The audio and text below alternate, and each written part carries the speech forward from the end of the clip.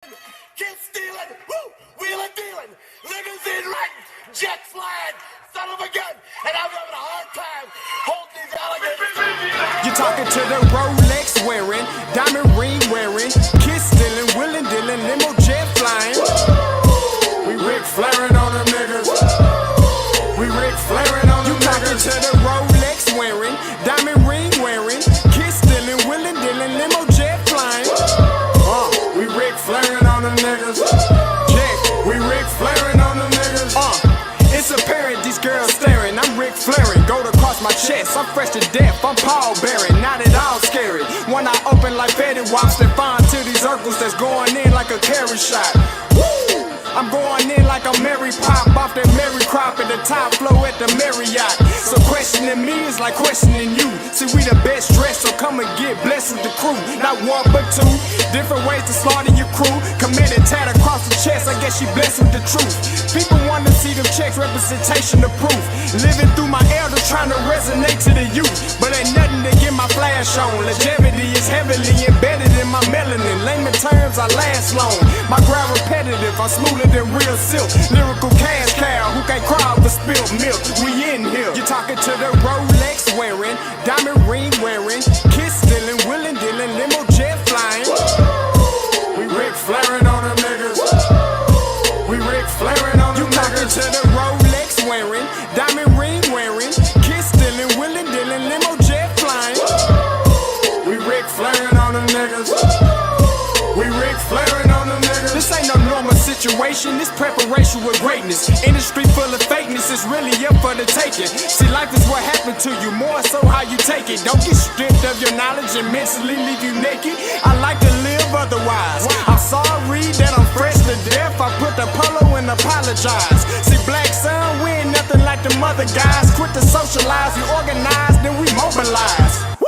Off the deep end like a scuba diver. And no confusion, just keep it pushing like Uber drivers. Woo! Business fresh just like a supervisor in a Gucci visor. Can't find a smoother rhymer. You're talking to the Rolex wearing, diamond ring wearing, kids stealing, wheeling, dealing, limo jet flying. We Ric Flairing on them niggas. We Ric Flairing on them niggas. You talking to the Rolex wearing, diamond ring wearing, kids stealing, wheeling, dealing, limo jet flying. We Ric Flairing on them niggas. We Ric Flairing on them niggas. Yeah, DQ baby. Shout out that boy Nigga for that fire track. Hey, Black Sun, sun up. What's up, Vinny Vegas? What in Vegas? Yeah. Shout out Pharaoh's Kids, D-Face, yeah, Bubba C,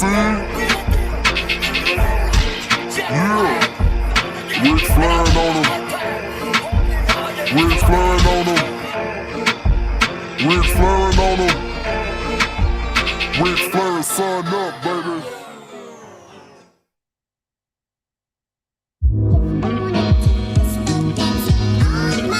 Yo, Scotty, you going crazy for this one. We see what you're doing, we salute you.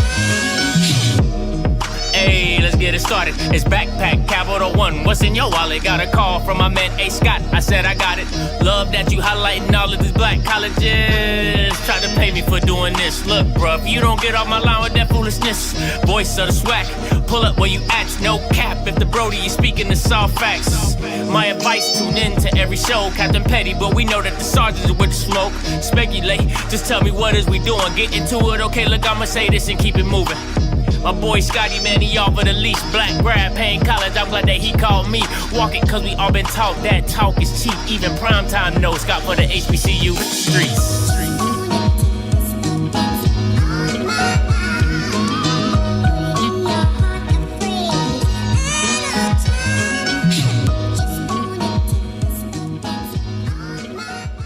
What is going on, everybody? Appreciate you guys for tuning in to the Afterglow show with me and my co-host Kofi Hemmingway. All right, so let me get into some announcements before I bring my man Kofi on real quick. All right, one thing. All right, you already know what it is. OFFScript membership.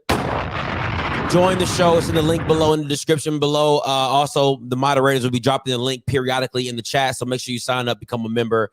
It benefits you. You get to call in, skip the line, blase, all that cool stuff. All right, all that cool jazz. And if you like the show, support the show. It's too easy. All right. Announcements, podcast on Apple and Spotify. You already know what it is. I will be updating the episodes pretty soon. So make sure you have your notifications on. They'll come up when you do.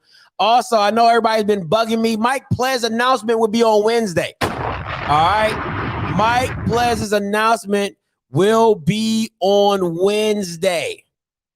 Don't message me no more about Scotty. Do you know where Mike is going?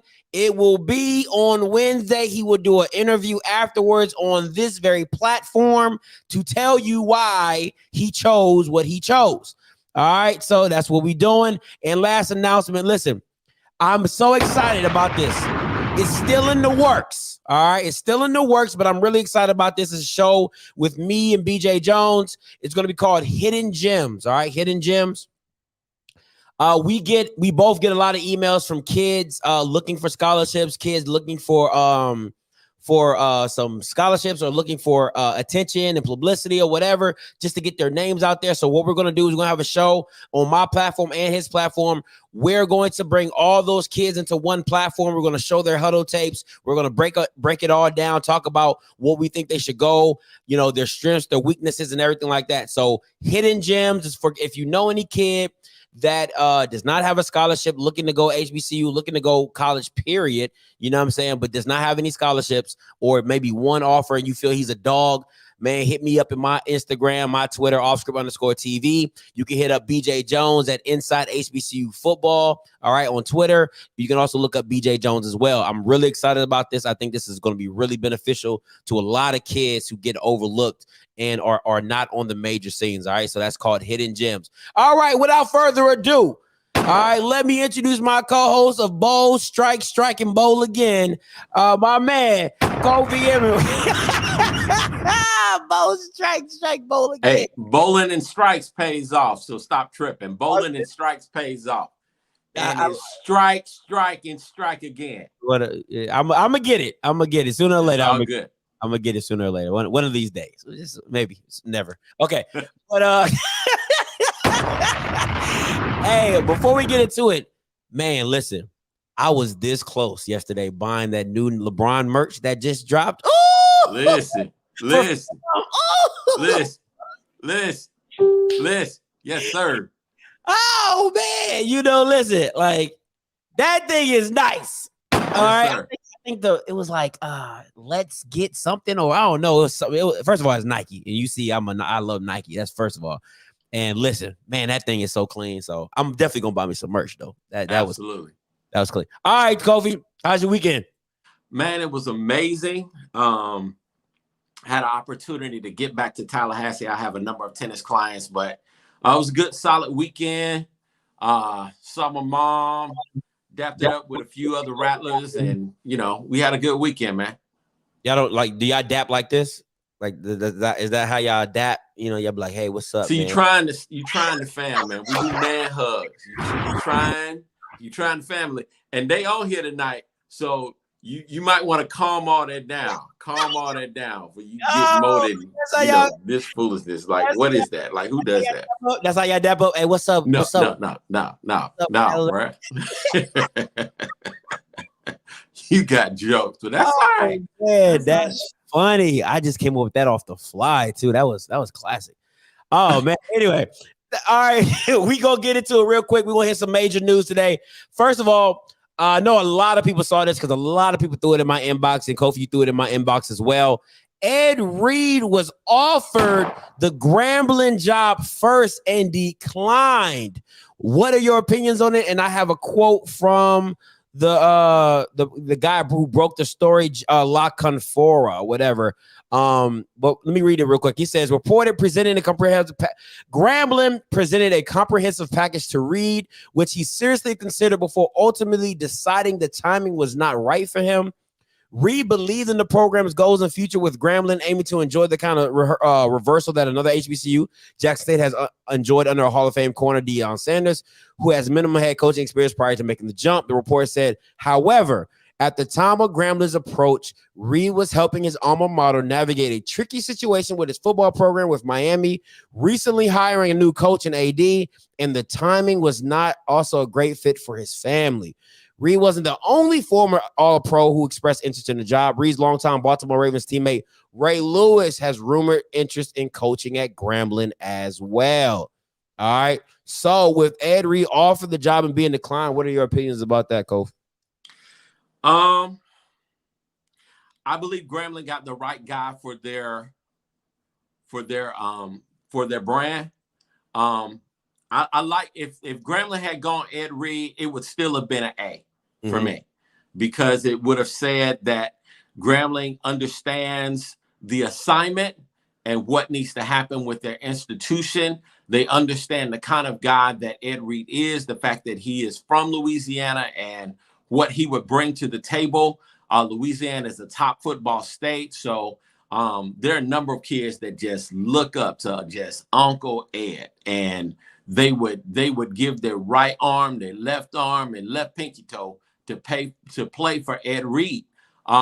He has a ton of fans, and he would definitely increase the awareness of the Grambling brand and bring it back. But that being said, you know, maybe it wasn't the right timing. You know, he's got a lot of ties with the University of Miami, and you know, I understand that. But by no means did Grambling get a second-rate person, because Hue Jackson has been in the head seat before. He's been a head coach for 2 professional teams. He's recruited on a very high level with Southern California. He understands what needs to happen. He has a ton of ties from the West Coast to the East Coast, from the North to the South. He knows what he's doing, and he's already hitting the ground running. Already got a transfer from Oregon. So by no means, I think God has a way of working these things out. I think it worked out in Grambling's favor anyway. I listen, if I'm being honest, I would have liked Ed Reed there, but I think this is a rebuild for both, right? So Grambling's in a rebuild mode as well as Hue Jackson. I think they're a perfect fit for each other, because you got Mr. Luke Walker, 1-31 himself, you know, stuff like that, to where, you know, they're referencing. Look, bro, Cleveland is as dysfunctional can get. For a long period of time. They sucked before he got there. They were picking 1 in the draft for a reason. They weren't a good team. And, you know, Bill Belichick also coached in Cleveland. I think maybe people may have forgotten about that too. He got fired. So look how that turned out. Just because you start somewhere. I mean, Nick Saban coached at Michigan State. Not that he sucked there. He was actually a good coach there. But my point is, you always have to start somewhere. Joe Taylor started at Howard University.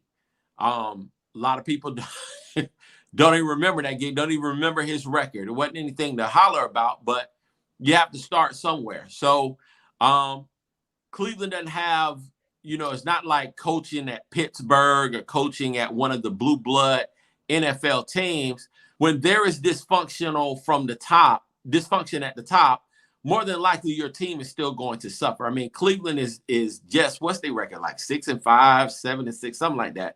So with all the ducks in a row, they finally were able to compile draft picks and get some leeway and get some personnel to help them win some football games. But Hue Jackson knows X's and O's. He knows football. He knows what he's doing. Please, please, please understand, Grambling's going to be in it to win it.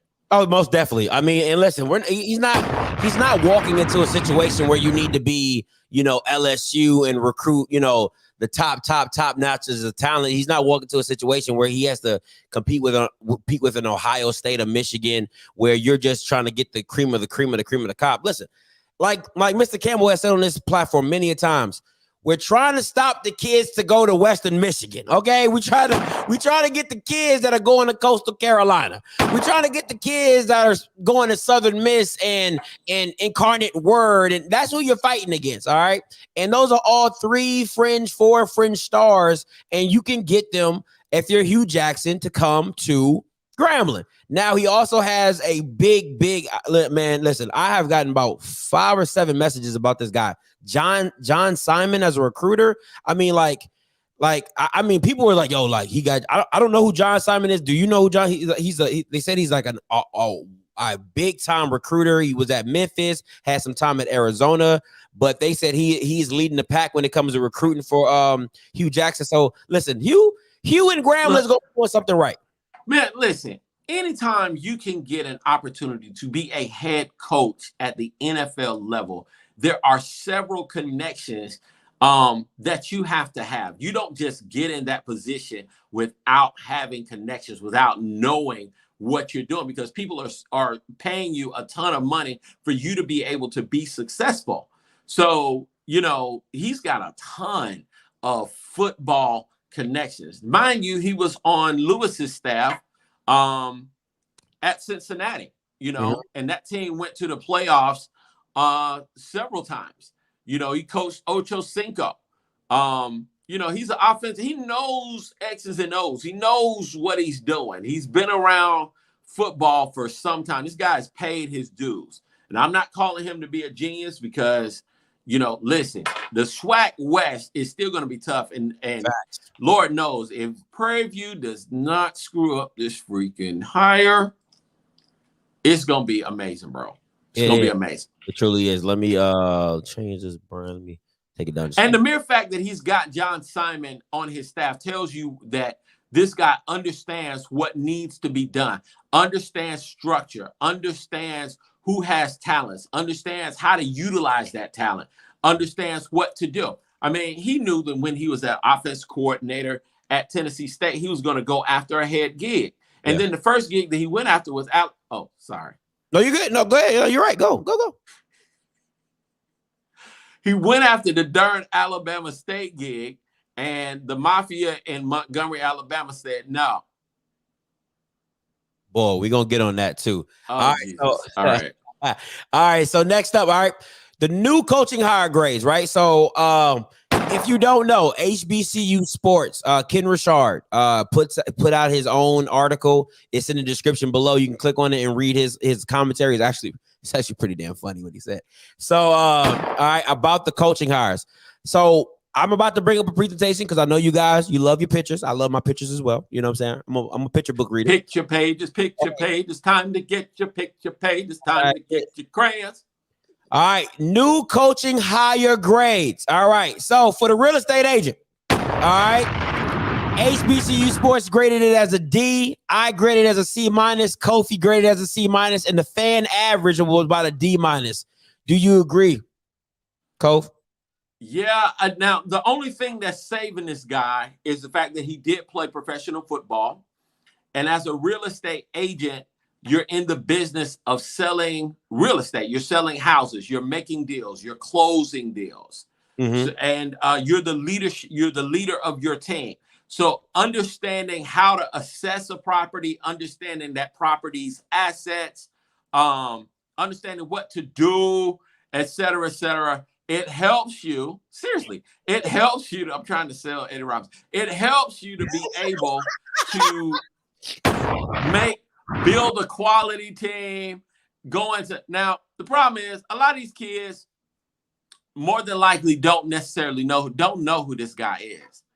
And I don't want to bury him too quick, but, you know, have you seen them sign anybody? No. Have you heard who they're talking to? Have they done any post-its on any? They don't even have a staff yet. Who's their offense coordinator? Oh, no. They don't have one. Defense coordinator? Travis. I think they kept Travis. Special teams? Don't know. QB coach? Don't know. Strength and conditioning coach? Don't know. Recruiting coordinator, staff coordinator. I mean, I don't know anybody. No, I don't know nobody. Look, this is not good, and it's late December. It's late December. So again, you fired Donald Hill-Ely early so that you could get a guy who could go in and recruit early, who has the ability to assemble a staff. All right, so cool. We got an Alabama State guy in here. He said Pat White, QB coach. Okay, nice. Now, here's what I'm going to say. I don't want to bury him just because, he's got to be able to put together a quality staff.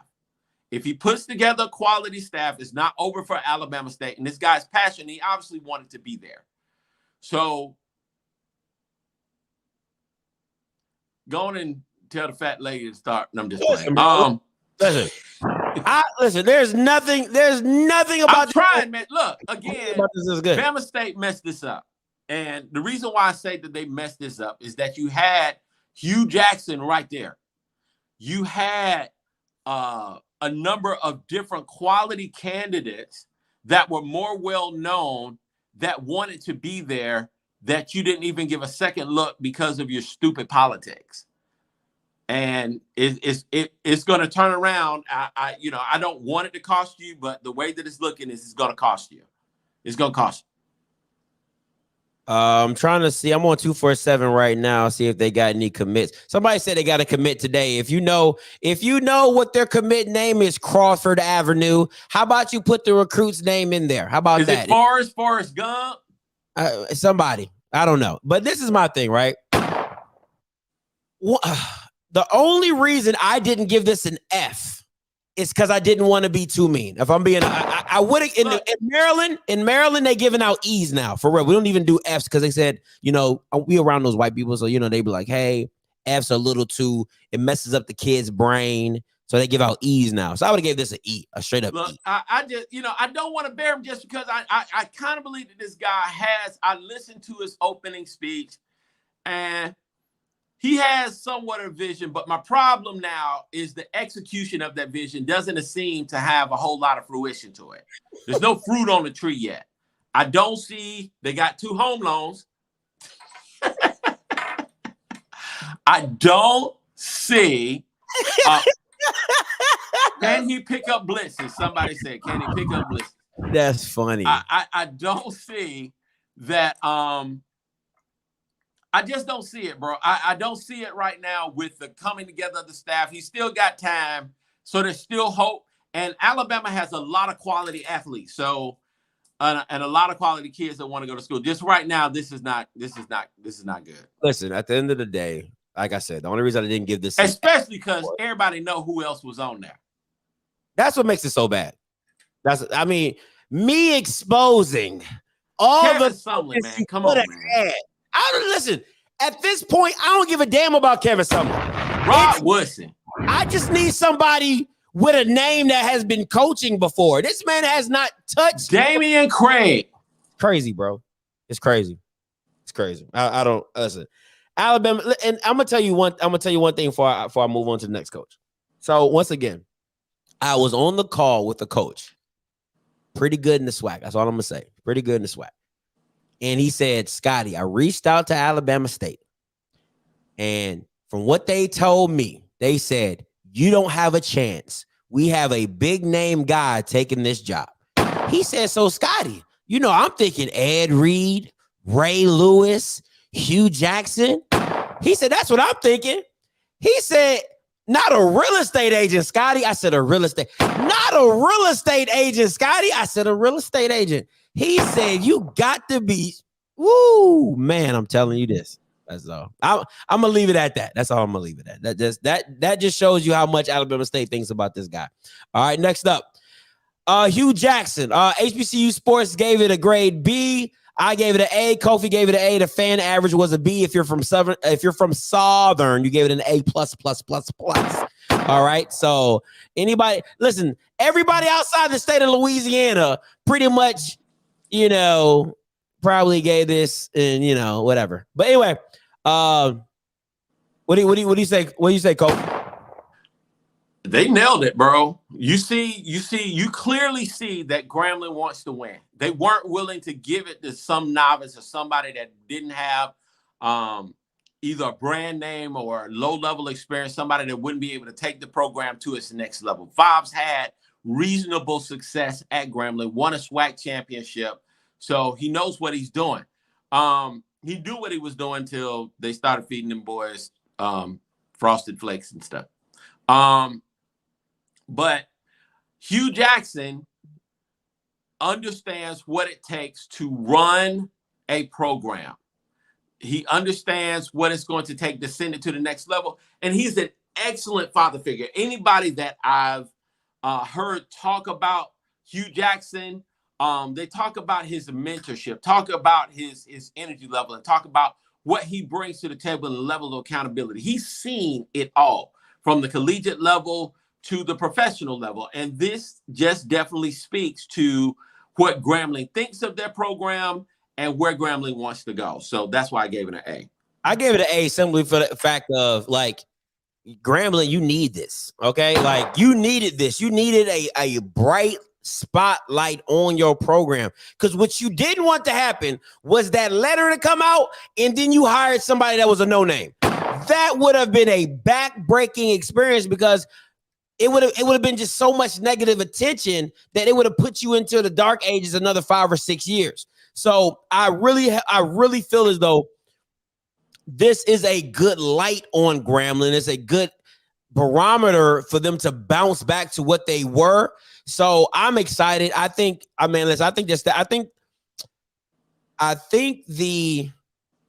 roster is going to have a lot of California kids. I really do. I really believe. I know they're going to have some Louisiana kids, but I think some Cali kids are going to be. That's going to take the program. Grambling already is like a national brand, but it's going to take the program nationwide.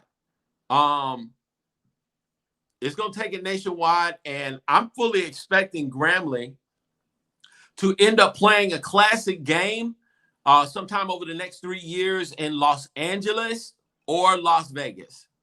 Yeah. So we'll see that. Man, listen, I'm really excited to see what he does and how the recruits look coming in. All right. Next up, listen.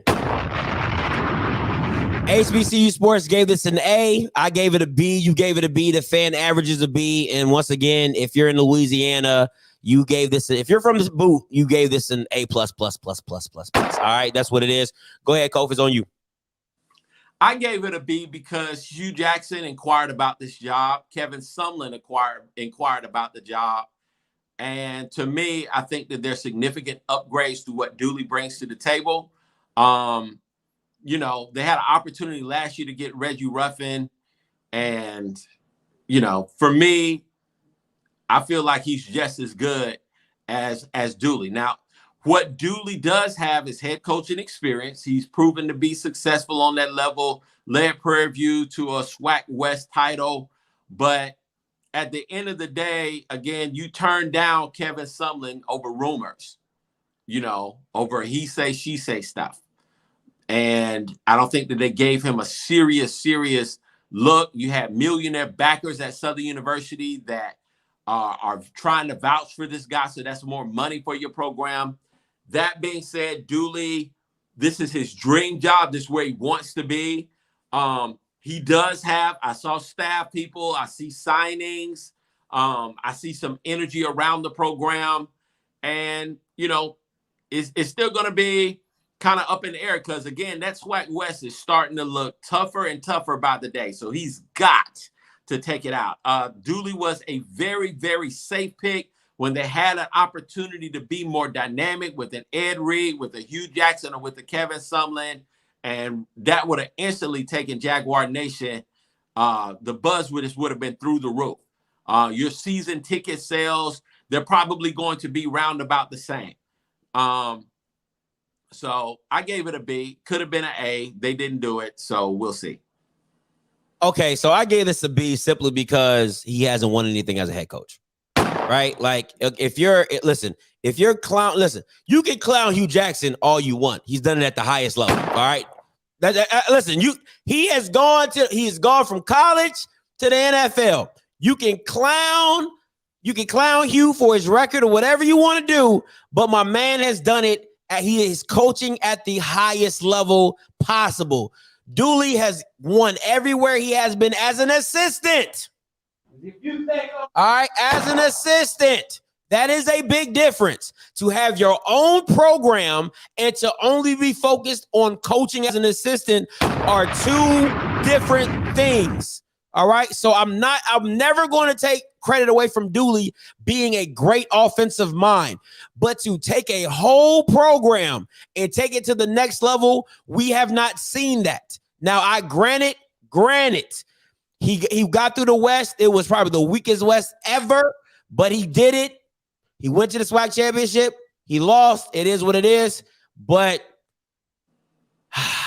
I'm gonna be optimistic. Listen, I am way more optimistic about this than that Alabama State guy. You got to be. At least he coached football. You know what I'm saying? Like, this ain't even on. Listen.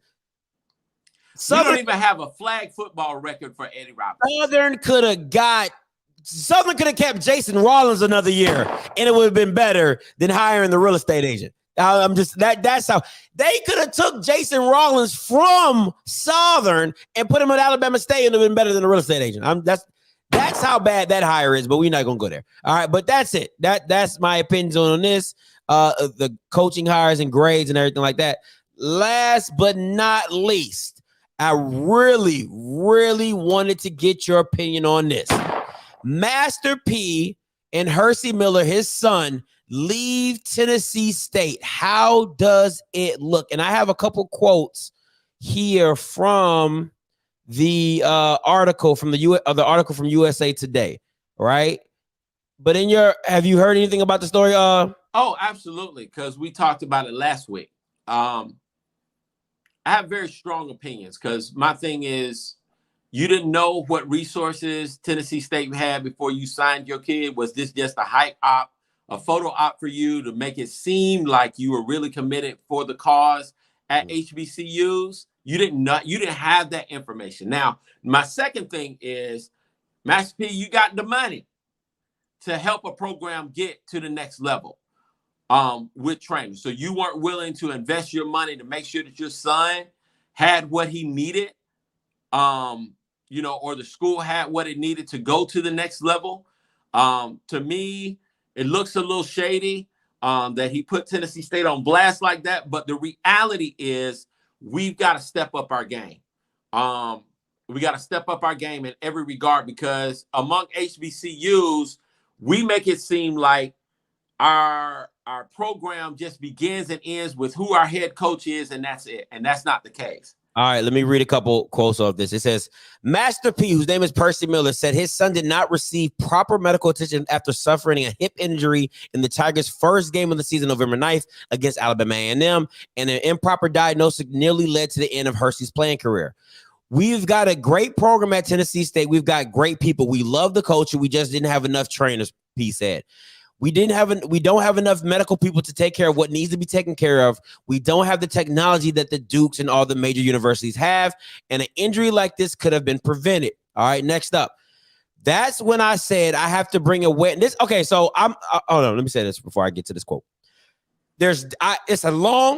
It's a long article. I picked different pieces that I wanted to kind of give you guys a summary of what he was saying, right? So the next part I picked out was, that's when I said I have to bring awareness to what's going on at all these HBCUs, underfunding with no resources. I'm going to be with all the HBCU programs to bring awareness to this, but I'm not going to sacrifice my son's career and his future. Master P said Hercy has returned home and will be rehabilitating the injury Monday and is open to returning to the Tigers if changes are made. If they got the right funding and resources and doctors and nutrition like all the rest of the state-funded schools, Master P said he loved the coaches, he loved the school, he loved Nashville. My family loved Nashville. When I say this is a bunch of baloney, like, this is BS beyond BS. Like, bro, you literally set up your son to have a $2 million NIL deal. Your son wasn't good enough. Man, bro, miss me with that. If anybody thought his son was good enough to get a $2 million NIL deal, you set that up, Master P. Let's be real, bro. You set that up. And this is my issue. You're talking about how they needed this and needed that. You have the platform. You have the ability to bring in all of that. The same way Dion puts his name on the line and his brand on the line, you could have done the same thing for Tennessee State, put your name and your brand on the line and been like, you know what? Because this is my thing. This is my thing, Kofi. This is how I would have looked at it, right? If this could have happened to my son, and my son is a celebrity, based off, you know what I'm saying? If this happened to my son, think about all the kids who don't have a Master P dad who this could have happened to. And instead of you thinking, you know what, let me do better. Let me, okay, if your son's out for the season, okay, he's out for the season. But then you do your due diligence to make sure it never happens to another kid again. That's what being for the culture is. That's what's bigger than the problem, because you are bigger than the problem. A couple medical people, a couple supposedly, right? On, now, again, just going back to it, because I'm a firm believer. It sounds just very immature. All right, anybody can point out an issue. Anybody can call somebody out, but who is solution driven? And it does. What is the solution? How can you help the situation? Your name brand didn't necessarily help. He wasn't there long enough necessarily to help it. And you withdrawing your son is not helping the situation. So now I'm looking at you real side eye. But, what would have been the solution? The solution would have been, hey, what do you guys need to go to the next level? I'm going to use my resources to help you get to the next level. I have resources. What do you guys need? You put yourself in a position to serve. How can I help? How can I help? Well, we need more trainers. I noticed that the University of Michigan has X amount of trainers. All right. And I know you all are underfunded. So let me help you in this regard. I'm willing to go ahead and pay for 3 additional trainers for your basketball team. How does that sound? Bam. And the issue is solved. But he didn't do that. No. And let me tell you the response from the Tennessee Athletics. So Tennessee Athletics says, right? However, TSU Athletics Department officials told the Tennessean that school sports medicine department, which includes 7 full-time medicine employees, isn't understaffed or underfunded compared to schools in its size. Now, I skipped down and got a school of its size. Austin P, which competes in the OVC along with Tennessee, has 7 full-time sports medicine staff members, including 4 full-time athletic trainers, 2 interns, and 1 grad assistant. Austin P also has a team doctor who attends all home games. So they're not out. Listen, Austin P is as white as he can get, okay? You're not out of the range. You're not out of the realm of what you're used to. Listen, you knew once you went to an HBCU what you were getting, and especially at the FCS level. Bro, not many FCS schools are going to have 10 medical doctors or 7 athletic trainers and 3 grad assistants and 2 interns. Come on, man. Now, again, let's stop right there, because now hopefully we understand. And I talked about this. I think I mentioned this a couple of weeks ago, but I'll bring it up again. FAMU had 7 trainers with the football team, which is comparable with what Tennessee State had, right? Southeastern Louisiana had 22. Ooh. 20 freaking 2. Your James Madisons, your North Dakota States, your people that are competing at the highest level have upgraded that aspect of their department. They've also upgraded their marketing. They've also upgraded their compliance. They've also upgraded their strength and conditioning.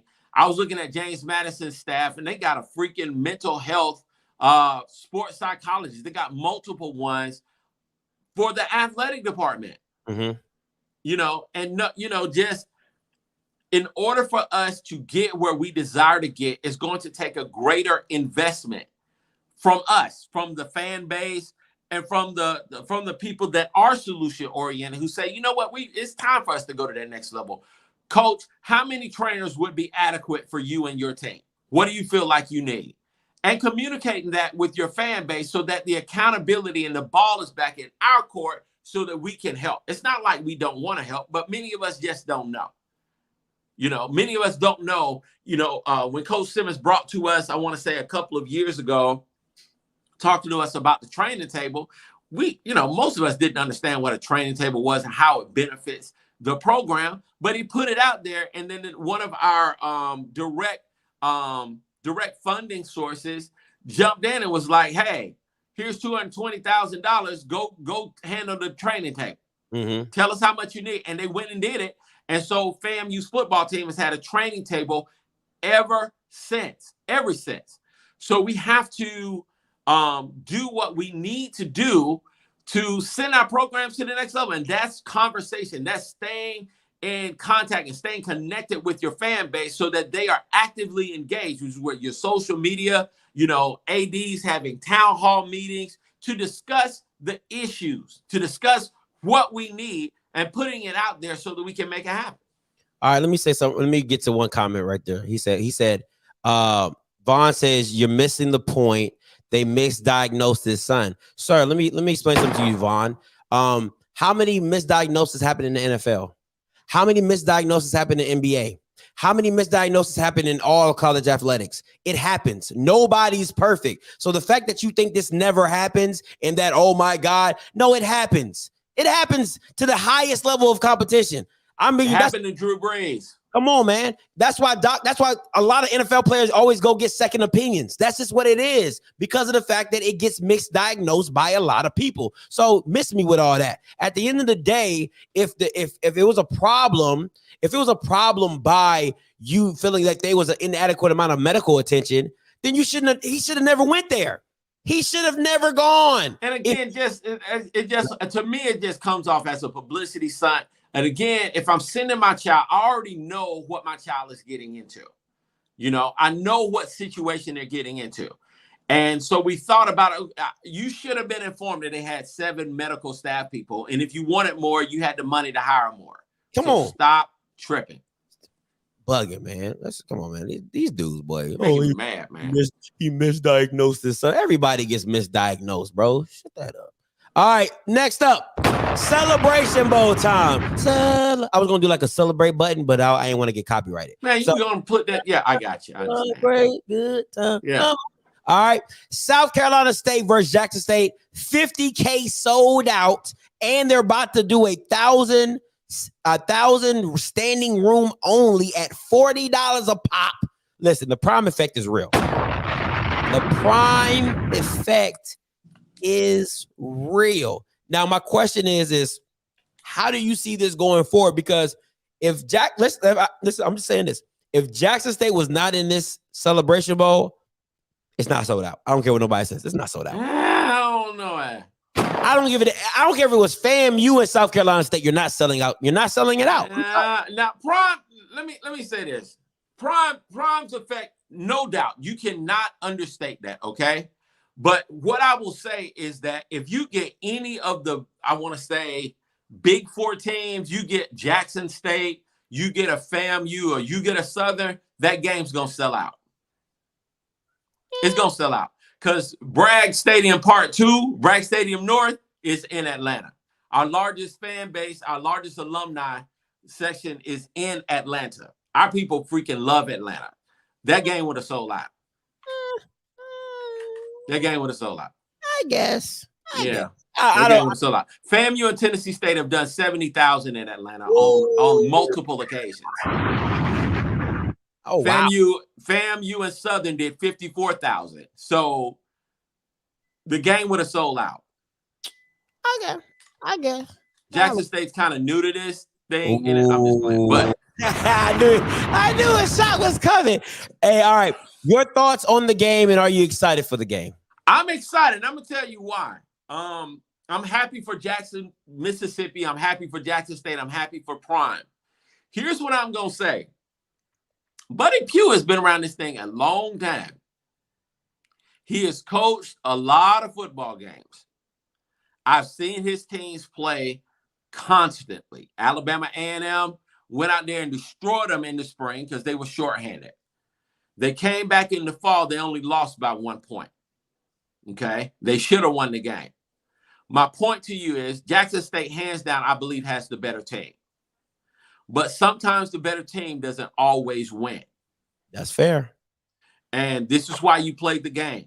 Please understand, Buddy Pugh knows what he's doing. His special teams units are stellar. Their kickoff units are stellar. They're not going to kick to your punt returner that's going to run back touchdowns. They're not kicking to him. Buddy Pugh's not dumb. And a traditional South Carolina State, a good South Carolina State team will run the ball. This year, they are throwing the ball a whole lot more, but I think he understands what they need to do to win the game. Their defense is known for causing turnovers. So please don't go in there and think, because, I mean, they played against one of the top QBs, two of the top QBs, the Howard QB and Norfolk State, and they played them pretty well. They played the guy Cookman, and they shut the score was like 42-6 before Cookman mounted like a comeback off of second and third team people that were in there.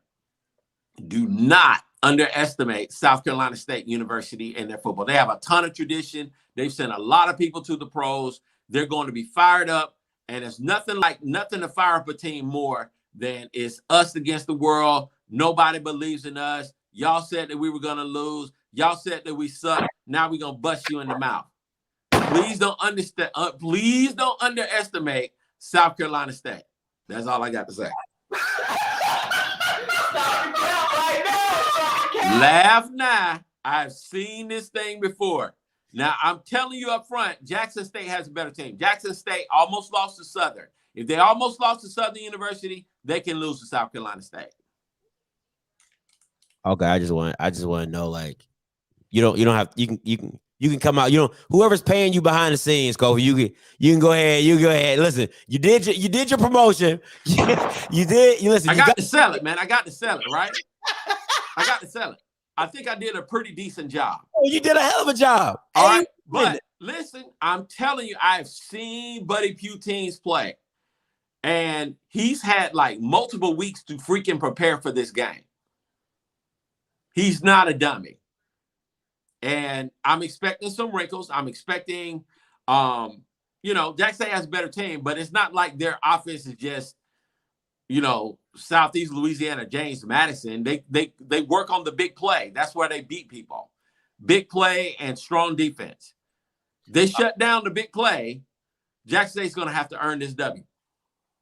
Okay, let me say this. First of all, I am so not excited for this game. Like, I highly doubt if I'm even going to stream this game. I'm probably just going to watch it in my room and be like, oh, okay, enjoy it by myself. Just, I'm in Atlanta, not going to the game. Like, this has probably been the easiest trip all year. Listen, I've been driving all over the country. Here's what I'm saying.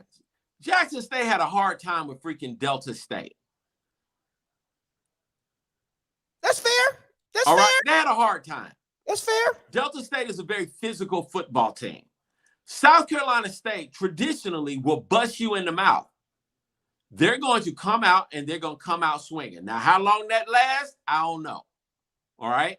But they're not going to be afraid to see just how strong Jackson State is. Jackson State has shown that they are vulnerable to the run game. They're not going to make the same dumb mistakes that Texas Southern made in the game.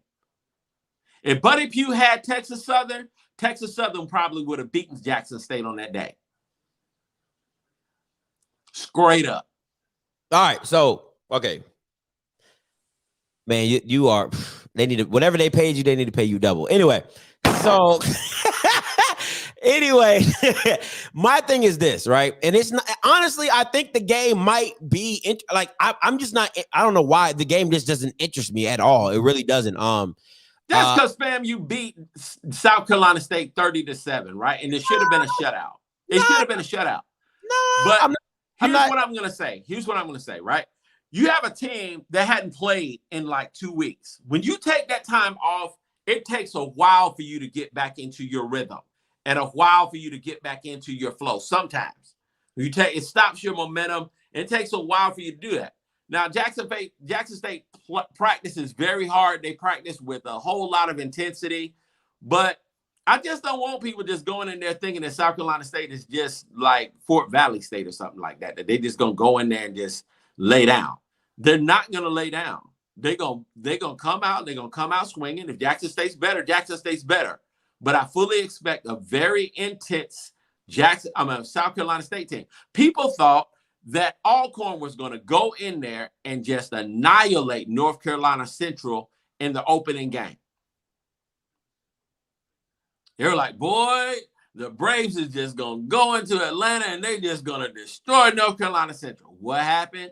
North Carolina Central ran the ball and their special teams got in the act and they figured out how to shut down Alcorn State, and the rest is history. Let Shadur throw about 3 interceptions and this game is going to be quite interesting. Won't happen. All right. I'm not even the biggest Shador fan. I know that's not going to be that. First of all, he doesn't put the ball in the air enough to. They don't do enough exotic stuff for him to get caught up like that. And I think South Carolina State is a defensive minded team, so I don't think Jackson State. Listen, Bama's I know what's going to happen. I'm gonna do a call-in show on the Saturday of Bama's going to call in with these crazy ass scores. Jackson State 42-7. Jackson State 30. I'm like, when's the last time Jackson State has put over 24 points offensively?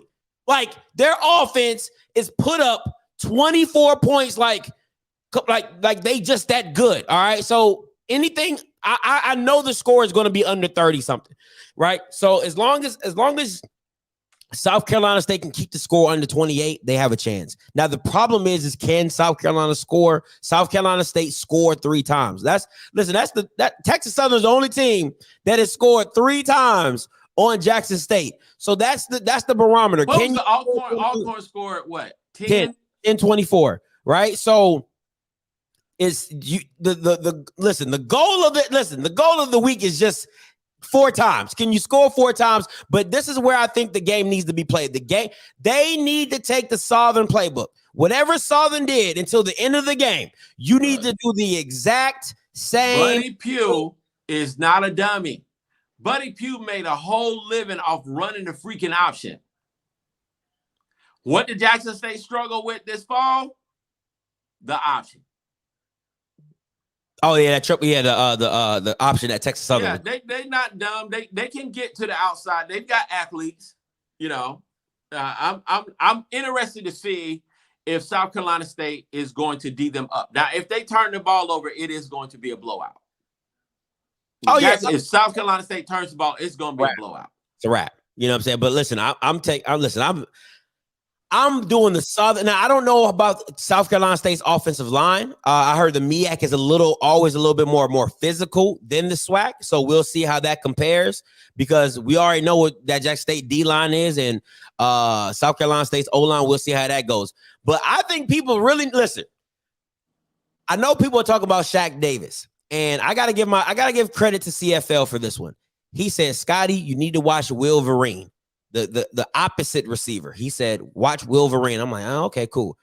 I went back and watched some Wolverine. That boy is nice. And if CJ Holmes is guarding him, if anybody outside of Nugget is guarding Wolverine, you're going to get done up. Now, is the quarterback going to get him the ball? Who knows? That is a mystery like no other, okay? Because he's really spotty. But Wolverine is like that. All right. I know a lot of people talk about Shaq Davis, the 6'5" guy, but Wolverine is the better overall receiver. Go ahead. It's just, I understand again, how do you win the game? Well, you win the game, of course, by being physical, being patient, not being dumb, understanding what you do and not panicking, a lot of teams go in there and the teams that have played Jackson State, and they go in there and they don't stick with what's freaking working, or they don't see it because they have their mindset on doing something else. Sometimes the game doesn't lend itself for you to do that. So you have to be able to make adjustments. I'm not saying that South Carolina State is going to win the game. What I am saying is it's going to be competitive. I said Jackson State's the better team. They are. They've proven that. But at the same time, sometimes the best team doesn't always win. I've seen some very funny things happen in college football, and Buddy Pugh has been around a long time. He understands what to do to win a football game. And he's going to have South Carolina State believing that they can win. And that's what a good coach is going to do. These guys are going out us against the world. I'm a case in point. I remember, fam, you played Georgia Southern in Jacksonville in 87. Everybody was like, the Dunkel Index predicted that Georgia Southern was going to win the game by 41 freaking points. FAMU was a 41-point underdog to Georgia Southern. And them guys went in there in 1987 after being 5-6 and beat the defending national champions in Jacksonville, Florida. That was FAMU. You know, who did not win the MEAC that year. But my point is, these guys are lining up to play football. If Jackson State goes in there cocky and thinking that South Carolina State is going to hand them the game, they got another thing coming. This is my last point. We're going to go to the last question, and then the call lines will be open. Yeah, I did want to say that the point spread is 11.5. The point spread is 11.5. This is my last point is this. Jackson State has a problem with big backs. All right. Kendrell Flowers, he's not a scat back. He's pretty solid. He's a transfer from Wake Forest. The boy has good feet. He runs behind his pads. Listen, Keontae Hampton and Aubrey Miller are going to have to show up because this kid loves to run the ball and he runs hard.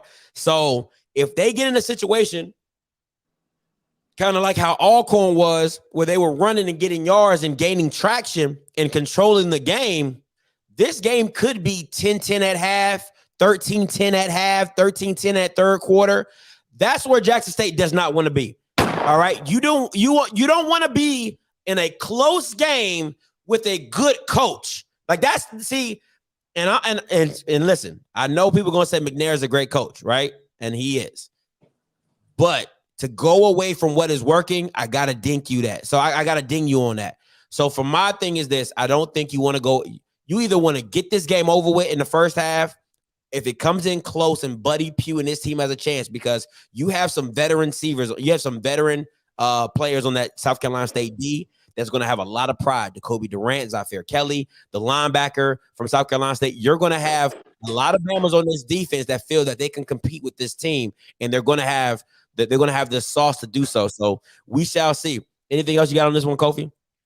I mean, that's pretty much it, man. I've just seen, just some funny stuff happen. I know everybody's like, oh, no. Look, this is why you play the game. And you got to go out there and play. You got to go out there and win. This is what makes college football what it is. So it is what it is, and I'm looking forward to it. I'm going to watch a little bit, and hopefully, South Carolina State can do what they can do. All right. Make it a game. Last question, and let me open these call lines up. Once you hear the white lady, the call lines is open. You are the only participant in the conference. Call lines are open, 516-259-9041. Call lines are open, 516-259-9041. Now, we're coming down to the end of the year. Things are wrapping up. How do you think the SWAC will look next year competitively? From what I see right now, it's going to be extremely competitive. I mean, extremely competitive. Because Jackson State's going to have a target on their back. So everybody understands now that in order for me to beat Jackson State, I've got to be faster. I've got to have a QB, and I've got to play good. I need bigger cornerbacks. I need a more physical defense. And you see that beginning, those blueprints, those fingerprints beginning to show themselves across the SWAC. Let's look at Mississippi Valley and who Mississippi Valley has been able to pick up. They're not picking up just regular blowjos. They're picking up some nice gems, some transfers from FBS programs that fit into the blueprint of what Coach Dancy wants to do from a football standpoint. Then let's look at Alabama A&M and who they're picking up. They already had a QB that I think is going to be more dynamic than what Glass was. He's more athletic than what Glass was, but then they're bringing in the kid from the University of Miami. I mean, that's a real good pickup for them. So that competition within itself is going to be really good because Cornell Maynard knows how to coach QBs. He's done it before. He'll do it again. That's going to be a good deal for them. I mean, that's just Alabama, A&M, and freaking Mississippi Valley.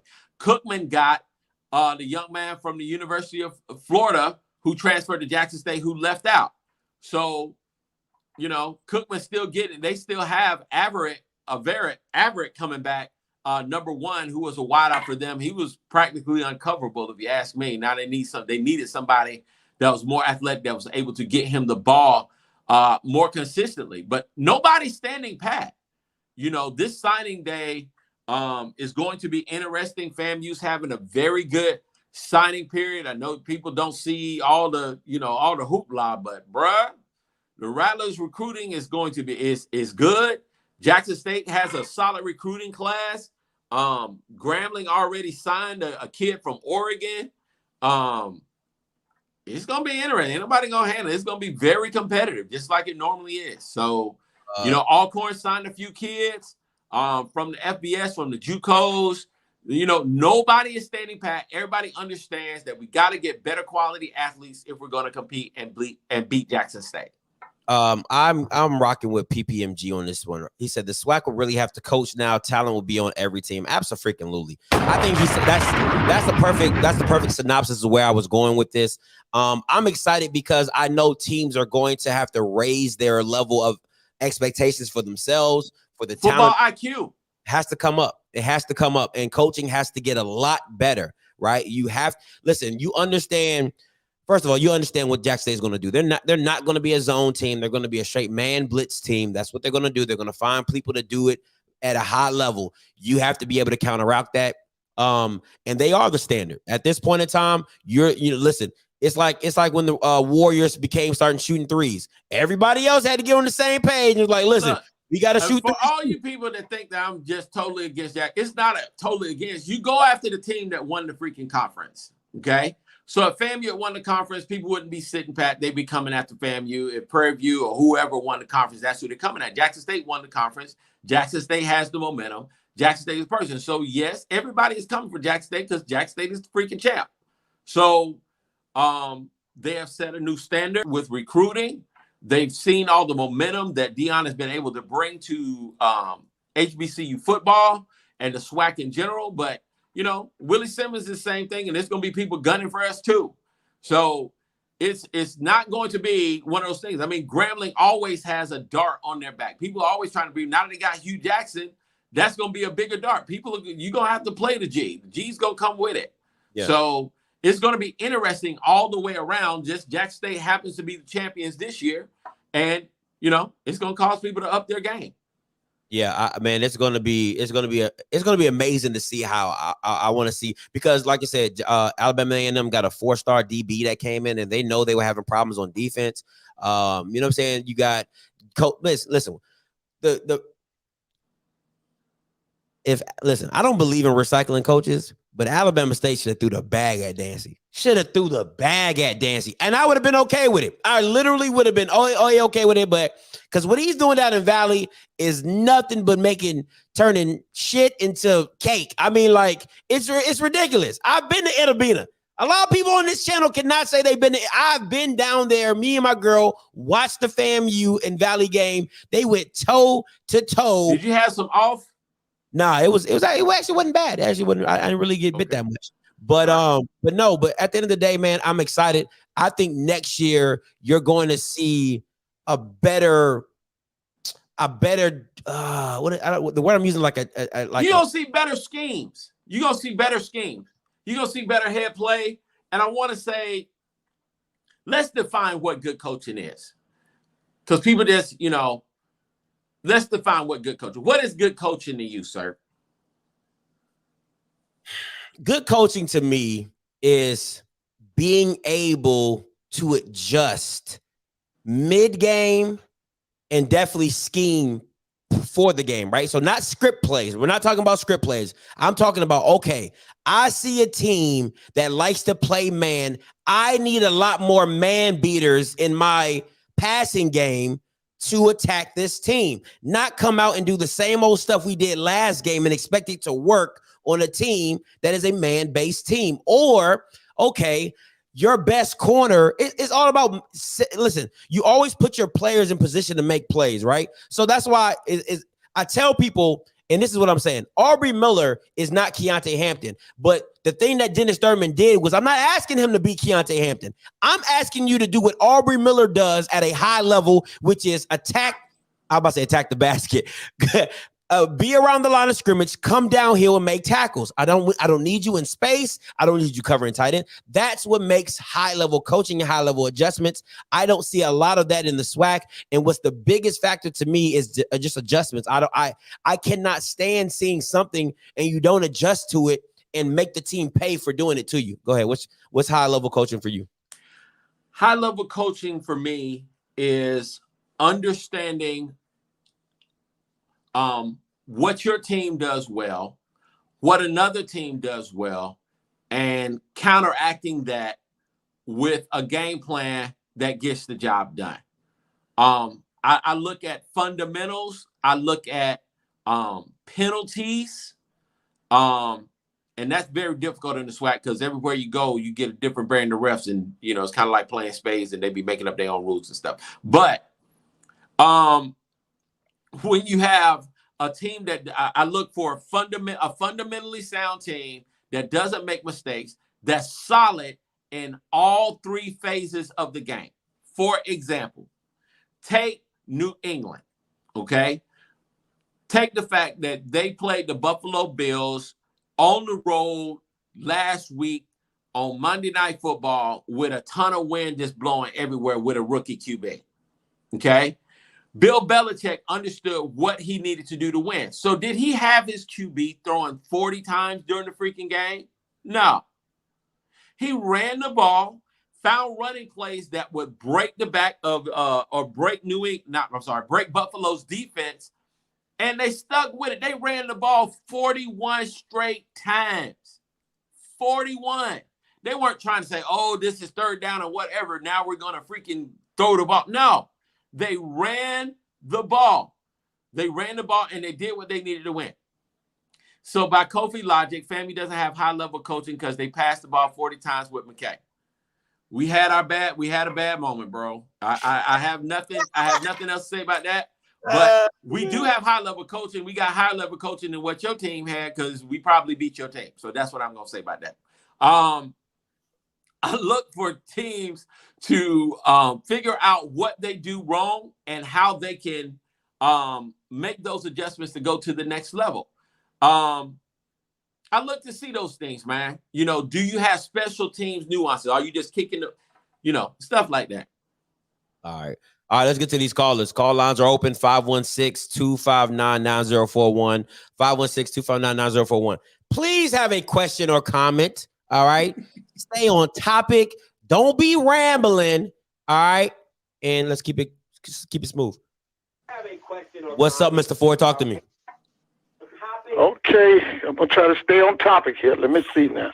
Shondo. First thing I said, I am so happy that Ed Reed turned down the Grambling job because that's not who I wanted. I wanted Hue Jackson, so I'm glad about that.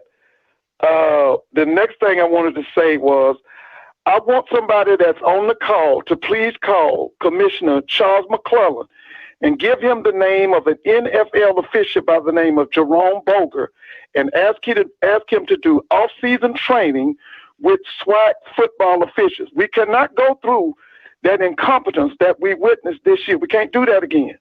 So if anybody's on the line, if you know Commissioner Charles McClellan, give him the name of Jerome Boger. He's a Morehouse graduate. He's one of the top referees in the NFL, and ask him to come down to the SWAC or wherever and give off-season training to these SWAC officials. We can't go through it. Mr.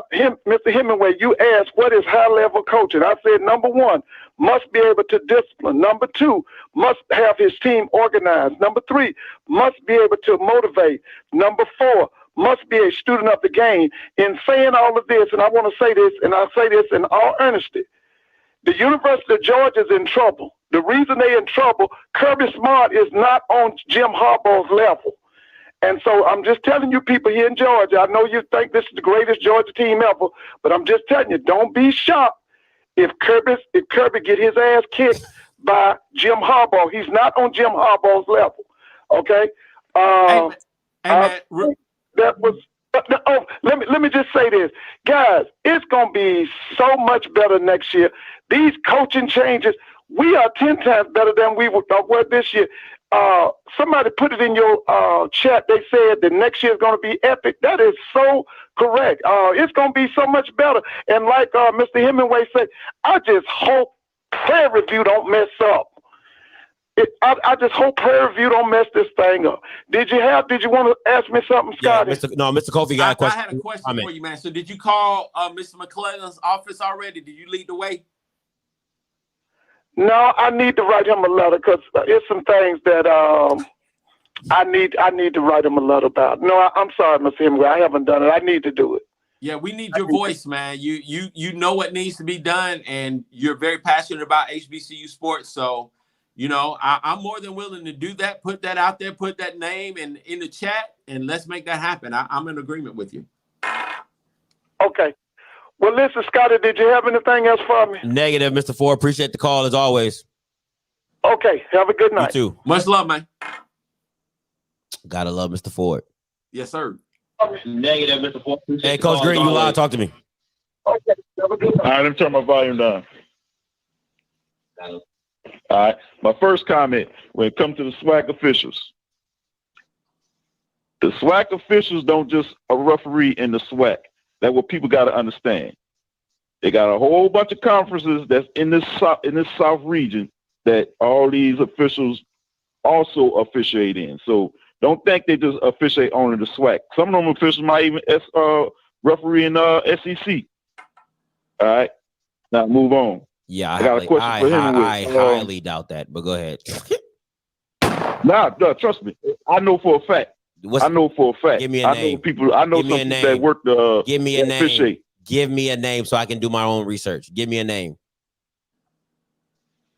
I can't think of their name right now. I know you couldn't.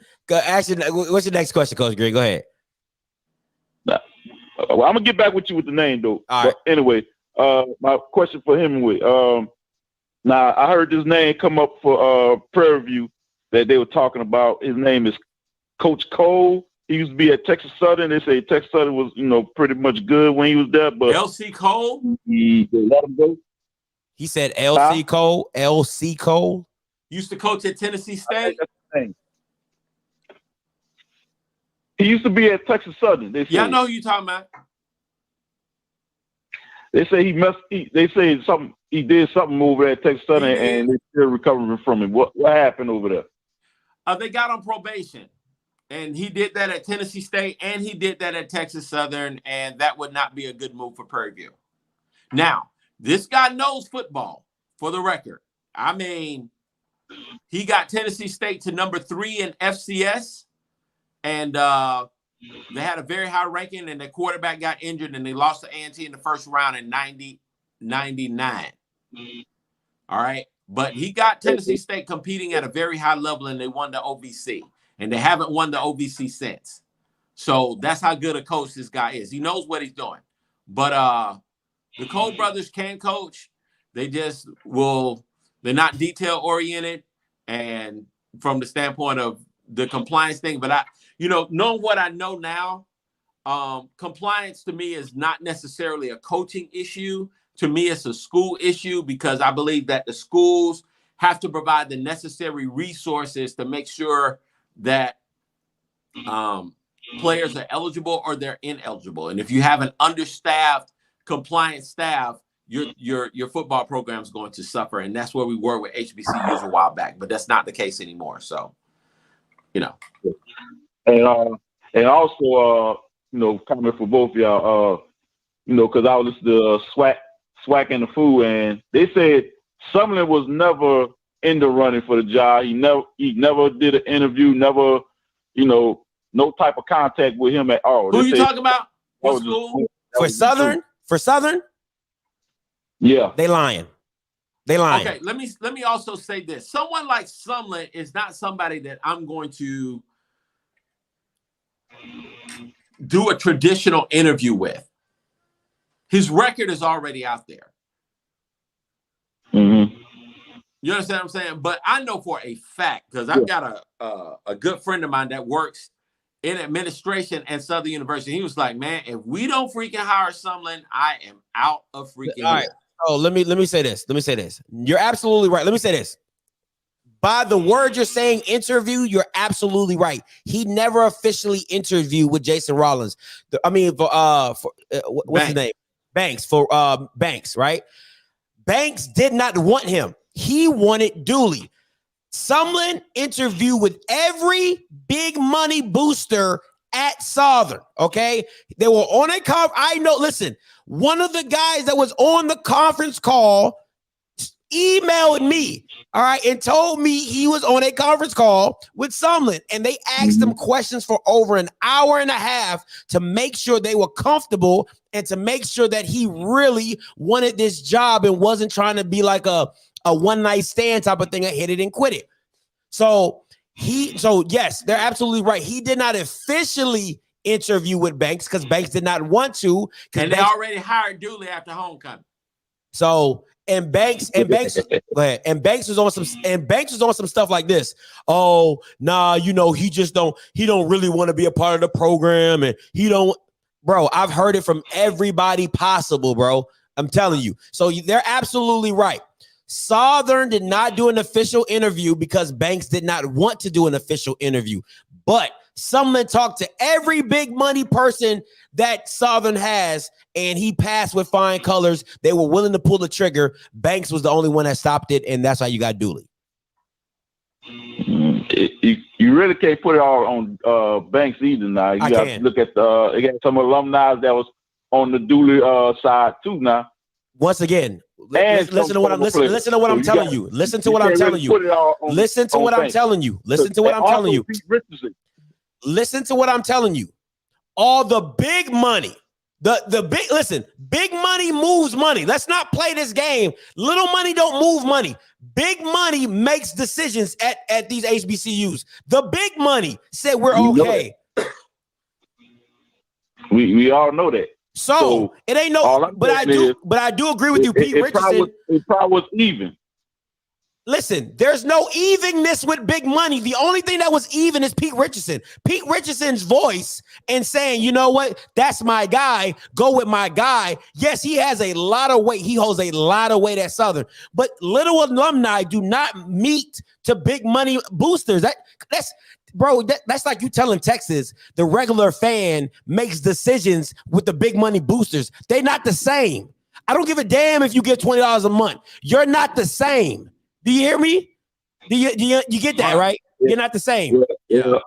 I understand what you're saying, but this is what I'm saying. For you to say that, they must don't have enough pull for what I understand, big money donors have a lot of pull when it comes to coaching hiring. Roman Banks was dumb. I'm gonna be straight up. Roman Banks was being a stubborn mule. He didn't have the heart to pull the trigger, and that's why you ended up with Dooley. That's what happened. And it is what it is. Dooley's there now, so they got to live with it. And I hope that they're ready because, again, your schedule next year does not change. Southern's schedule next year does not change. They're playing every team that they played last year, especially from the SWAC level. All right? And they're going to have to find a way to beat these teams. Grambling got better. FAMU's going to be better. Jackson State's arguably going to be better. Alcorn's going to be better. And that was a team that they beat. Texas Southern is going to be better. Prairie View kicked them to sleep. If they get Sumlin, I don't know if that's going to turn around. That is 6 freaking games right there off cuff. 6. Yep. I don't know if Dooley's going to come in right away, and I hope Southern University is some kind of patient because, again, this is not necessarily looking like – I don't feel like Southern's going to just get this huge amount of momentum and they're just going to get it done just like that. It's not going to work like that. It's going to take some time for him to get the program where it needs to get. And Southern is a blue blood program. They normally don't have a lot of patience for stuff like this, but Dooley is their boy. So they're going to have to walk this one out. To my Tennessee State people that are in the chat room, hello. God bless you guys. I'm grateful for you all to join. Please tell your people to join the SWAC. All right. I'll say this though. This is your last. I say this. As far as receivers, that's where you're gonna have to add it. And I don't have no breaking. Hey, and Scotty, I don't have no breaking news for you right now, but I might have some later on for you. All right, appreciate the call. Hey, caller, you live. Talk to me. Hey, man, this is your friendly neighborhood, second generation Jacksonian grad calling at you. I love his intro. Go ahead, man. I got one quick comment and one question. The comment is, I know Brother Hemmingway was joking about it being new to Jackson State, but I wanted to say that in 1995,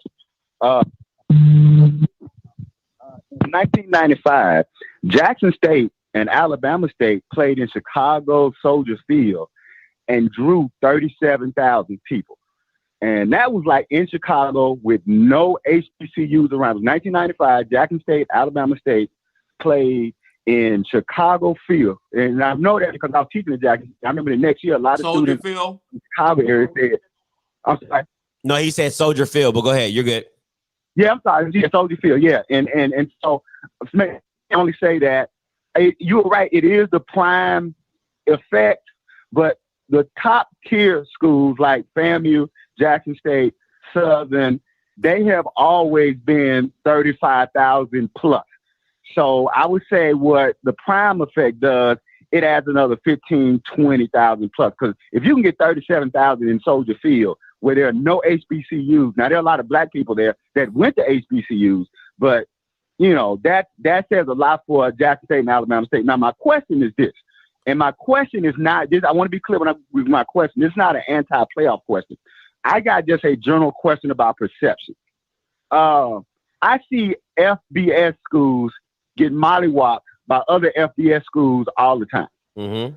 I see white FCS schools mollywop other white FBS schools. Like we just saw Montana get mollywopped by James Madison with 24-6, 24-3. When FBS schools get mollywopped and FCS schools get mollywopped, white schools, no one ever says they should be ashamed. They shouldn't be in the playoffs. It just seems like it's a double standard. That if a black school plays in the playoffs and we get beat, they should be ashamed. They shouldn't come up. They shouldn't be in there. But no one ever says when Vanderbilt gets mollywopped 9 times, no one ever says, oh, Vanderbilt shouldn't be in the SEC. Am I wrong for saying that it's a double standard that white schools get to get mollywopped and no one says anything? But tune him up, Scotty. Tune him up. You know, is that a question? I mean, that makes sense. No, it's Is real. the organ started? Has the organ started? Hold on. Can we get the organ? Yeah, I got you. Yeah. There we go. Glory to God. Hallelujah. Thank you, Jesus. No, you preaching. That's all real. Right. Listen, you preach because the Super Bowl was not close.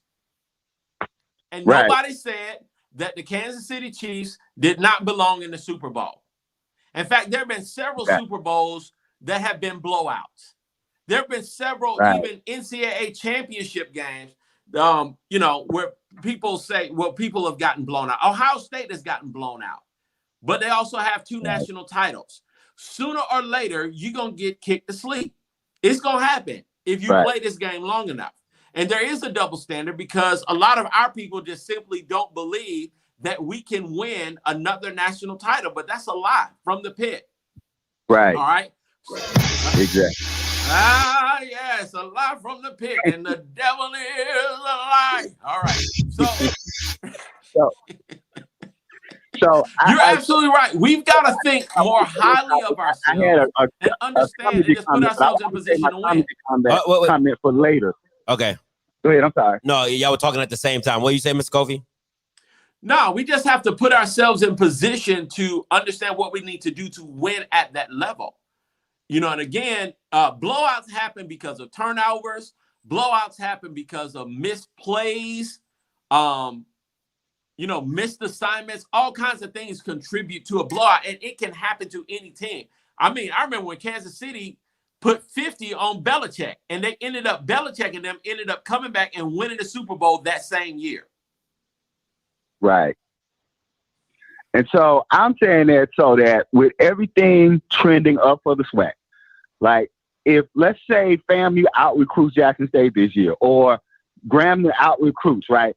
I want the same narrative. I want to be able to say, hey, let's say FAMU and Grambling, whoever's in the SWAC championship, we should also be screaming that if we got another team that recruited well, we should be saying that team, that other team should get a look for the playoffs and be screaming that to the hilltops. And that's all I'm gonna say. I know you got some more calls. Hey man, appreciate the call. Now we need the SWAC, and that's the vision of McClellan is to have multiple teams in the playoffs. And I think that we can do that. We've got to schedule more FCS teams from other conferences, and we have to win those games. You got to at least be competitive. Hey, caller, you live. Talk to me. Hey, caller, you live. Talk to me. 5769, you live. Hey, caller, you live. 5769, you live. All right. Hey, what's up? What's up? Turn your background down. Can you hear me? Yeah, turn your background down. Hello? Yeah, I can hear you. You live. Hello? You're live. Talk. Hello? Bro, you're live. Talk. Oh my God, man. Talk. Listen, guys, if you're new to this, you gotta talk to the phone. Do not talk to me through the television. Talk to me through the phone. All right. God almighty. Hey, caller, you live. Talk to me. Hey, what's going on, Scotty? What's up, T? Hey, that's a question, a statement. Talk I don't know if you caught it in the comments. I want to know why you didn't walk on at South Carolina State. And then my statement is to Mr. Kofi. He knows those Cole brothers very well. Because in '99, we beat FAMU to sleep in the ATL Classic. I don't know about sleep, but y'all did win the game. We beat you to sleep, son. And we wasn't sleep. We got to the semifinals and y'all lost first round, so that wasn't sleep. Oh, that's you funny. did. All right. Y'all better have a better run that year, but we beat you to sleep in the ATL Classic. You know that. But what's up with you all in the SWAC, man? Like, what is the holdup with y'all coming to the darn SWAC? Answer that for me. What's the Everybody's leaving the OVC. You don't fit in the Southland from a distance or travel standpoint. What is the holdup? Well, right now is the holdup is no room. You got to have two teams move. No, you don't. We'd have made it work. It's Tennessee State. We'd have made that work. Hey, let me ask you a question. Well, it might still happen. I'm gonna answer your question, and then I'm gonna let you go because I don't want you guys over here reminiscing in the 1990s about who beat who to sleep. Anyway, so the reason I know you don't, Scott. I know you don't. All right, I'm gonna keep it 100 with you, right? The reason I didn't even send my tape to South Carolina State is it was just a little too hood for me, man. Listen, I'm from Montgomery County, clean streets, like, you know, it just wasn't my cup of tea. Like, first of all, it was just too many black people. Like I've never been around. Listen, I'm being transparent right now. I'm being super transparent. I have never been around that many black people. My high school was super diverse. I'm talking about like Hispanics, white, Caribbean, everything. So to be around nothing but black people and it being a fashion show every day. Listen, my girl tell you, I'm a sweats and sweatshirt type of guy. I bummy it all the time.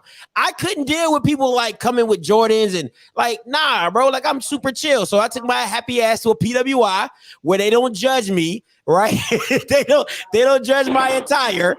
And you know what I'm saying? I went to University of New Haven. Now I did get an offer from Richmond. I could have went to Richmond as well, but I like University of New Haven. I just like the area. You know, I was right by Yale and stuff. That was pretty cool. So yeah, man. But yeah, man. I ain't even gonna lie to you, T. Like it was just too many black people. I got a question for you. I was always curious because I know every time. I got a question for you. Other than the interview you did with the young man, you kind of get not necessarily quiet, but I know you don't shy away from it. It's just I know it's kind of like, that kind of. What's up, Coach? Are you Masterpiece, son? Oh my God, man, don't even start. Man. look, look. From what I hear, I haven't been to any basketball games this year. Is basically the injury was one part of it, but the other part of it was he just wasn't getting playing time. And most people I've talked to said he is not that good, and that's his bottom line. Hey, and that team that they're on, they're 1-9, but they were 1-9. They're like 3-9 now. They've won 2 straight. The coach brought in a ton of transfers, and it's just really a chemistry issue right now. And if you're a freshman, you're probably just not going to start. That's his bottom line. He just wasn't good enough to break into the starting lineup. That's all it was. And I guess he thought, well, I'm Masterpiece's son, I should be starting. That's fair, but that's not how it works. Nah, not even a little bit. But good luck to the young man.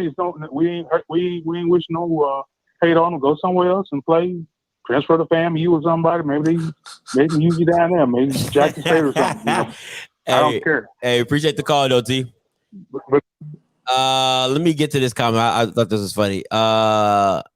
Nick and Smelly, right? Listen, bro. However you guys want to describe it, it's not a Uncle Ruckus thing, right? It's what you feel like. If you took, let me explain something to you. There's a lot of people I met down in Claflin that have been to an all-black high school their whole life. So if I would have took them and moved them up to Maryland in Montgomery County, where you have a super diverse culture, like I'm talking about, there's not one of anything, just one thing of anything, you would have felt uncomfortable. If I would have took them and put them in the PWI, they probably would have felt uncomfortable. So it's not about, you being Uncle Ruckus, because I could say, if I took an all-black kid and moved him to a PWI, I would say, that's like me saying you're too hood to understand white people. You're too ghetto. So that's not how that is. It's just what you feel comfortable around. And I didn't feel very comfortable, just nothing but black people. It made me feel uncomfortable because we are very judgy. Listen, I don't care what nobody. Black people are very judgy. Okay, it is what it is. I'm just being honest, man. Y'all call it spade. I call it spade a spade. Hey, caller, you loud. Talk to me. Scotty, what's up, man? What's good? What's your name? Where you come from? Man, this is Johnny from Jackson, Mississippi. I've talked to you before, man, and we talked previously about the Keontae Hampton SWAC preseason fifth for a year, but I wanted to get on and ask Kofi a few questions, man. Kofi, what's up, man? What's up, my dude? What's up, my dude? Man, I'm diehard Jackson State fan, bro, and I was gonna call and make an argument, but I can't troll. I just want to really get your opinion, man. Can you really say FAMU ran the MEAC while they was in, and do they have a realistic chance of just competing in the SWAC with the team coming in a few years and next year? FAMU didn't necessarily run the MEAC, but if you look at FAMU's history, FAMU has like 39 conference championships. I think Jackson State has 15. I feel you. It's all true. Right. So, Jackson State won the game by 1 point. So that tells me that Jackson State did not blow FAMU out. You say, okay, FAMU would sell out the Celebration Bowl if it was FAMU versus South Carolina State. Absolutely. Going against Jackson State versus South Carolina State. Now, and my thing is, I know FAMU has a big fan base, man, but we got to get credit due. Y'all have hold on, Kofi. Outside of Brad, to be like, okay, well, we'll do this, we'll do that. The SWAC ain't no joke, bro. Like, you got to give credit due. And like, my whole thing is, man, like, we want an East rival, and I'm not going to troll or be disrespectful or anything, man, but we want y'all, man. We want y'all. We've whooped y'all 14, 2018. We whooped y'all this year. We really want y'all to come with it, man, because, like, you know what I'm saying? What they say, man, like what Pimp C say, he say, because when I come to the East Coast, I got to change my my goddamn time clock up. Okay, Johnny. Okay, hold on, Johnny. Hold on, Johnny. Let Mr. Kofi respond. Mr. Kofi, go ahead, respond. I'm trying to figure out where I want to respond. All right, so let me go there. I want to say that the FAMU Jackson State rivalry is probably going to be one of the biggest rivalries in HBCU sports for years to come. You got two huge fan bases that are very proudful, very proud, and we love to talk ish. All right. In addition to that, nobody's going to back down. Everybody knows what your weak spot is, and they're going to hit it. Now, in terms of fan bases, I don't think, again, FAMU has a history in Atlanta. We played in Atlanta from 89 all the way till 2012. So we have an outstanding history there. So that's well over, that's almost 30 years of us playing there. We've drawn 50,000 in Atlanta before, 70,000 in Atlanta before. So FAMU loves Atlanta, and the fan bases are comparable. What I will say is a couple of years ago, FAMU was supposed to play Jackson State in 2018, and the politics got in the way, and that would have been the game. So to make a long story short, we finna whoop y'all ass next year, so I need y'all to be ready, and I don't want to see no tissue. I think how you don't got to SWAC hours like you think, Kofi. What you don't realize is Orange Boxing Classic finna be Jack State FAMU for the next 3 upcoming years. I already confirmed. All right, bring it on, you know what I'm saying, like the media and all that, but like you know what I'm saying, like you just really know. We finna come down to Miami again, wear blue jerseys, and we finna get in y'all ass like Tennessee. And goddamn. Hey, appreciate the call. 150,000. All right. Let me see. Yeah, because he just gone off on tangent. Hey, caller, you live. Talk to me. Hey, what's up? This Dre from Charlotte. What's up, Dre? My school's played South Carolina State numerous times in the MEAC. They're known for being a run-first team. I think the key is going to be, can they quarterback make the throws? They're not really known for having accurate quarterbacks. They're running, but if you likes to run it. So I think the key is going to be, can they quarterback, make enough throws and not turn the ball over? But it's probably been,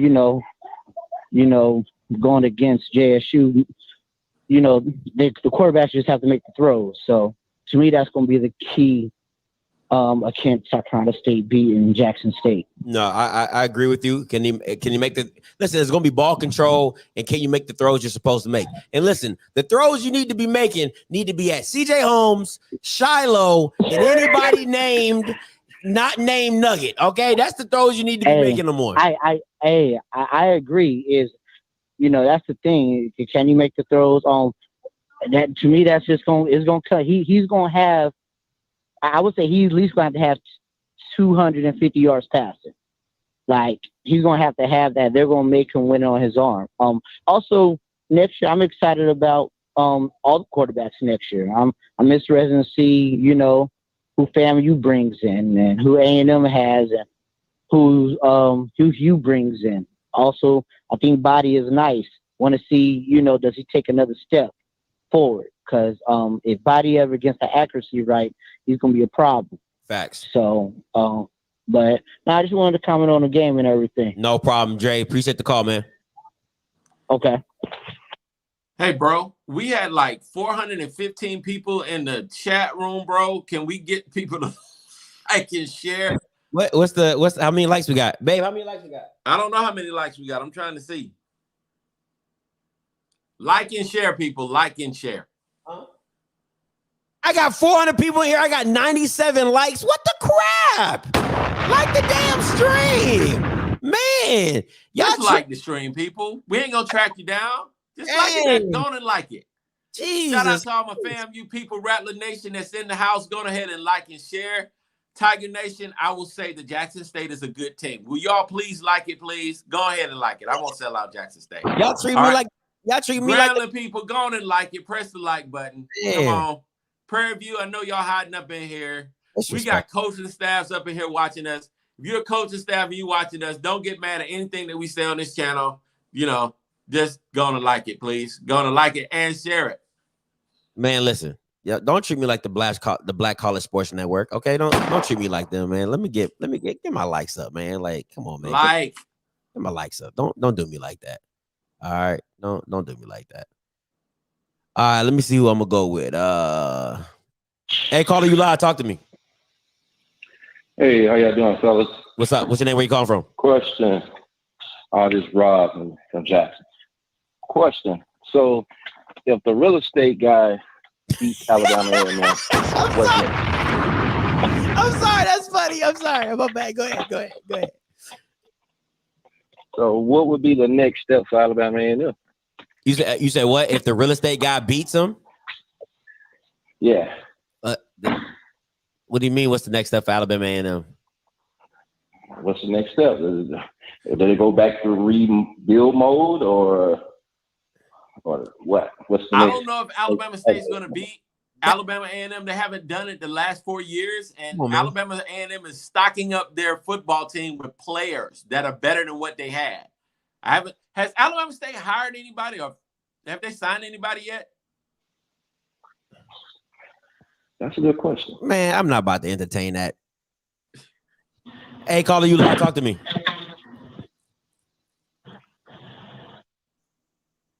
Okay. I'm not about to entertain that call. How you gonna come in with a hypothetical?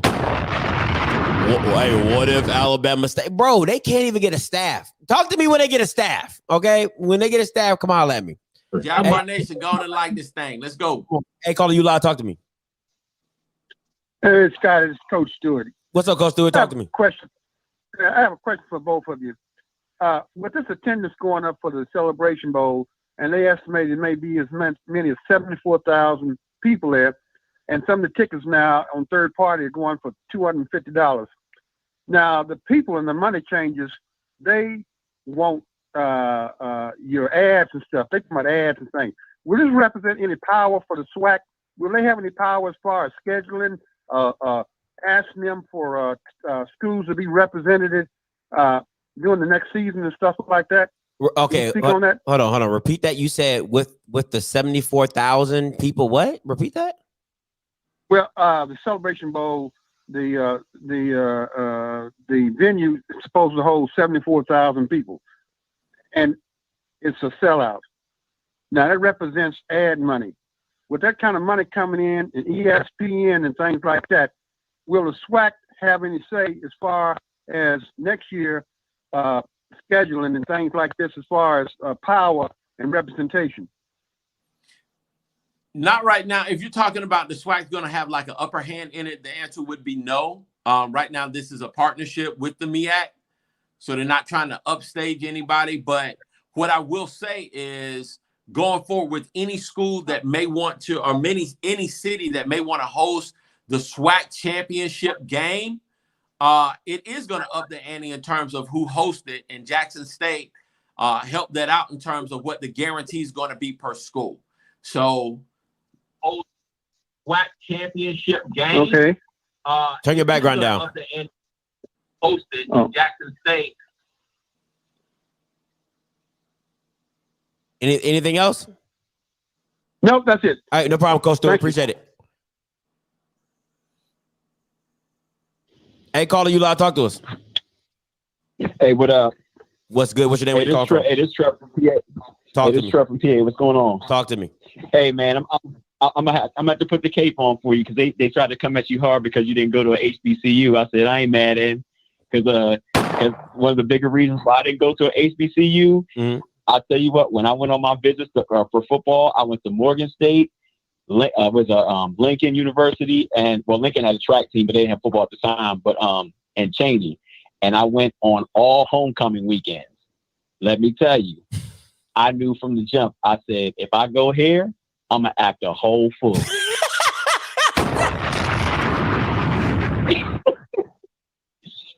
I said, school would not be my priority. I'm going to go here and act a whole fool. I love my people, but I knew if I went down there, I wasn't going to act right at all, especially at Morgan State. Boy, listen. That weekend was an experience for me. I was like, let me go find this little school I need to go. Let me go find this little community college real quick because I need to focus. I did go to a HBCU. I went to Claflin for a year and then I left. But go ahead. Okay. Oh, word. But yeah, man. I mean, we think about the SWAC and kind of going back in that one question about the coaching. Like they got to step their game up. I mean, that was one of the biggest things I saw, like watching games this year, was people were not making like the mid game like switches and adjustments, and I didn't see a lot of the like taking advantage of certain situations or certain players having a bad because some teams could have a bad record, but they're a bad matchup for a good team. And when you see somebody like Mississippi Valley State, the ball bounces this way or that way, that's like 4 or 5 wins for them. So that's the one thing that I've seen this year. No, I agree, man. I really agree. I appreciate the call. That's a good point. All right, we're taking these last 2 callers. I got 5769 and 59. Oh, somebody just jumped. Oh, he just dropped off. 593. Like and share, people. Like and share. 5769. Oh, let me see. 5769. Boom, boom, and boom. All right, here we go. Hey, what's up, caller? You live? Talk to us. Hey, man, what's going on? I'm calling because I like the high up there at Grambling with Hue Jackson, and I think that Ed Reed, he wanted the Southern job. I think he's more interested in the Southern job because from Baton Rouge all the way back down to Florida, Ed Reed is king. But if you take North Louisiana with Hue Jackson and the guy he just brought in there, John Simon is king up that way. John Simon, he recruited all those players for Memphis, but when Memphis was going 11-1 and maybe 10-2, John Simon brought them kids up there. And John Simon was a good running back over there with Louisiana Tech. He was on a team at Tech that had about 6 guys get drafted in the NFL. They had Belinda Crawford went on there. They had Tim Latte that played for San Francisco. They had a kid that I had up there that played for San Francisco, big wide receiver, finished #1 in the nation. And they had John Simon played for Tennessee as a running back. Get to the point. But my point is, look, I'm gonna have to go around this here for a little bit, but here's the thing: you can have good coaches, but you got to have the talent to go along with the coaching. That's why I say John Simon up there at Grambling is going to bring in good talent. I got kids right now that's committed to universities right now, but we're going to have to go back and rethink some situations since John Simon took the job up at Grambling. Now, that's what's going to happen in this situation. You're going to have coaches, but they're going to have good talent. I looked at something the other day where a coach had won the national championship and finished second the next year for the national championship. Got beat by Nick Saban. Took the job. I'm just going to tell you who it was. Les Miles took the job at Kansas. All right, his record now is 3-19. Of course, he got fired, but 3-19, and he's getting $2.7 million a year.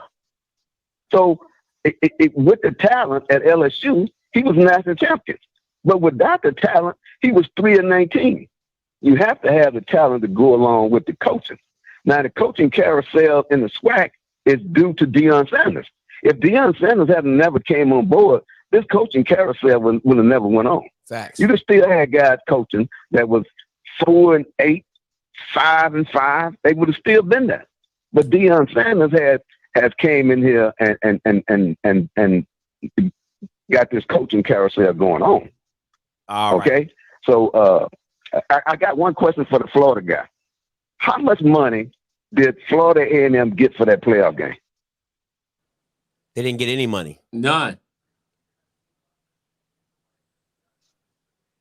You mean tell me they didn't get nothing? It wasn't their home game. The home team got the money. Yeah. And you mean tell me you guys would rather play in a playoff game than a Celebration Bowl? Nobody said that. We wanted to win it. We wanted to play in the Celebration Bowl. We didn't beat Jackson State, so we couldn't. So the next big thing was for us to go to the playoffs, and we didn't turn it down. Yeah, we wanted to be in the playoffs. And, you know, we're going to do what's going to be in the best interest of FAMU. And right now, the Celebration Bowl is in the best interest because that's $3 million. Plus the SWAC championship game, you get all of the revenue for that too. So if FAMU would have hosted that, we would have gotten that revenue, and that would have been a plus. That's $1 million game for FAMU.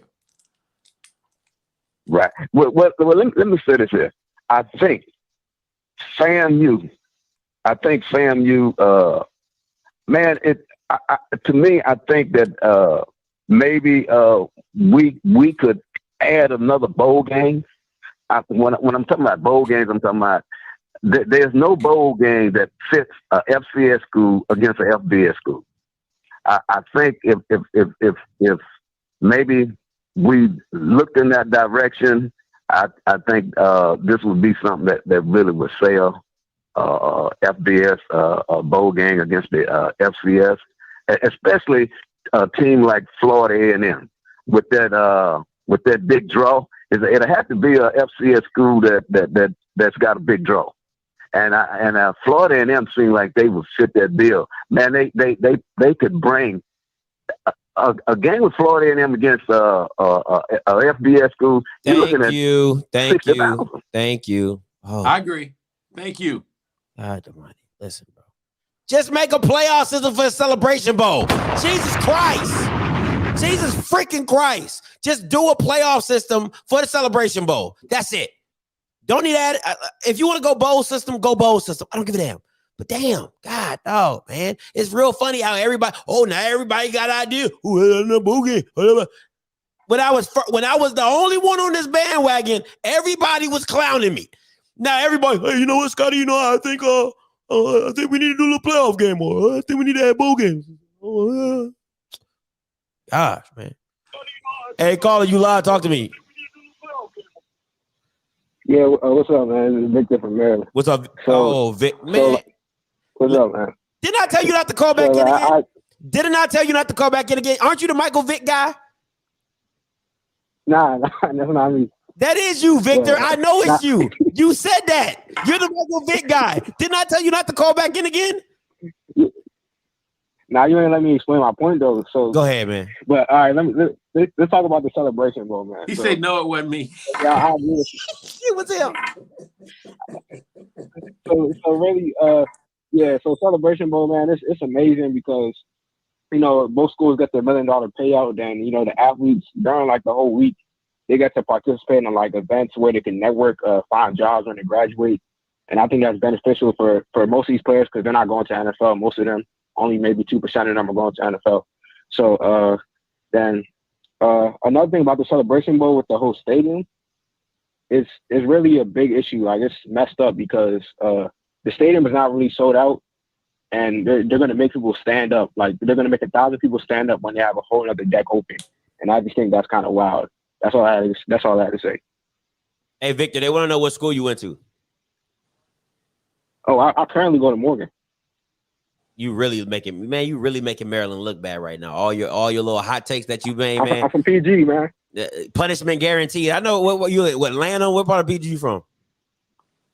Nah, Largo. Largo. Okay. Punishment guaranteed. Okay. You making us look bad, bro. I can't. Yeah, I have a slogan for you. Know DMV, you good with me, but you are not good with me. With that Michael Vick statement yesterday, a couple days ago, bro, you had people messaging me like crazy, bro.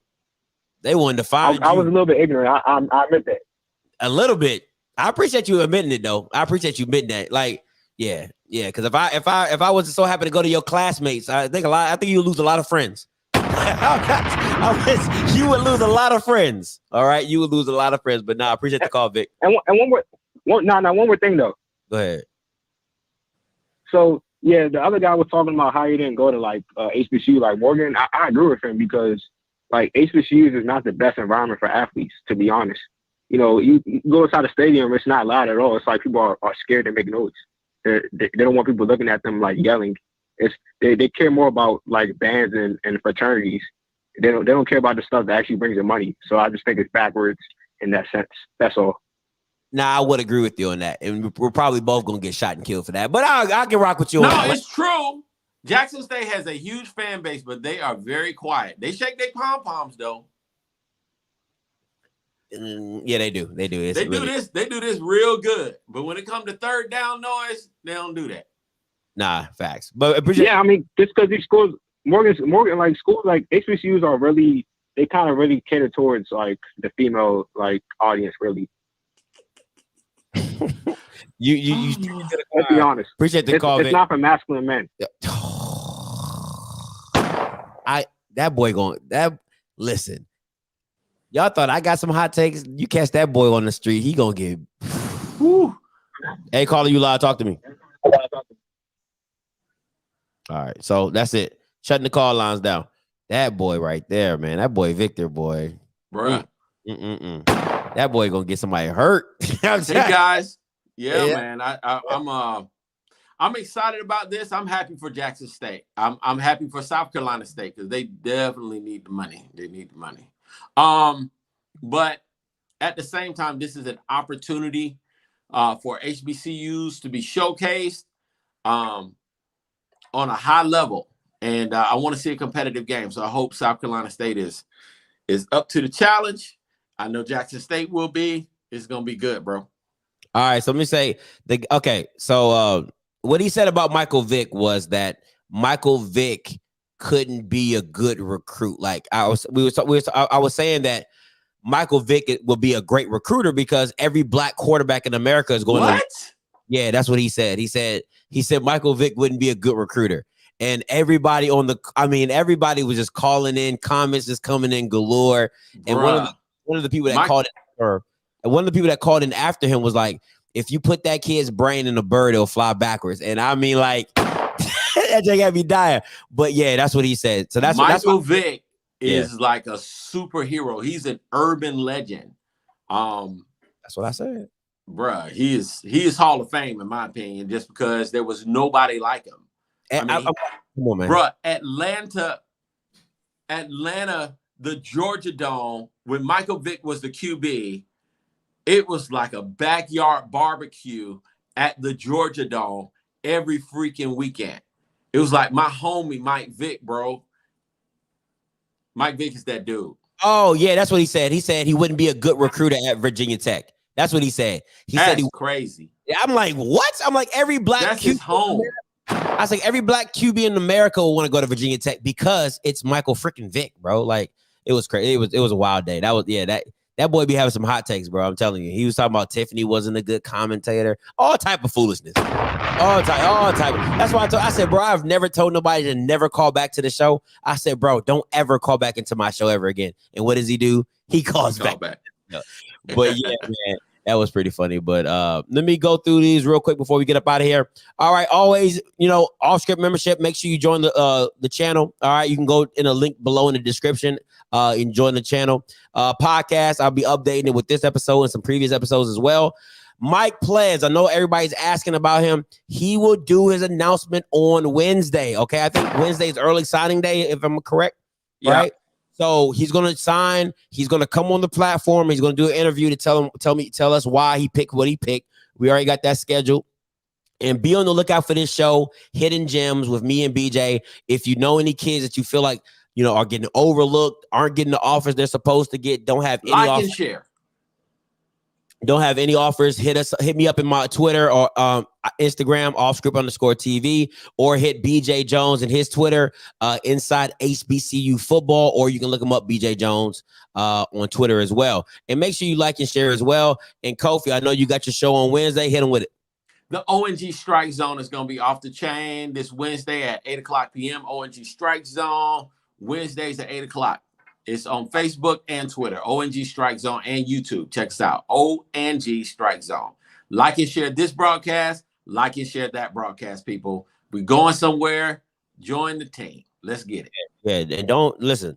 It should never be a time where my likes, if I got 400 people in here, my likes are like under 100. Don't treat me like Black College Sports Network. Don't do that. Don't do that. Don't do me like that. All right, don't do me like them guys. This is different. We moving different over here. Okay, don't do me like that. Never again. Never again. All right. But yeah, make sure you check out the Bowl and Strike Zone on Wednesdays where they bowl, strike, bowl again. All right. Strike, and strike again. You know what I'm gonna do? I'm gonna holler. God bless.